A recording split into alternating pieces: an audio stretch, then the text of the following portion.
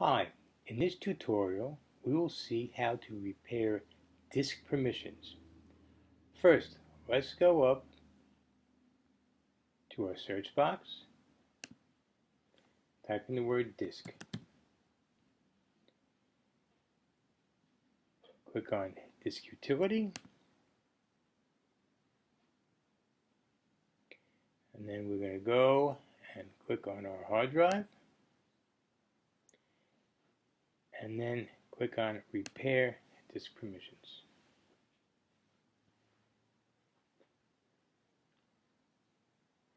Estimated time here is 2 minutes.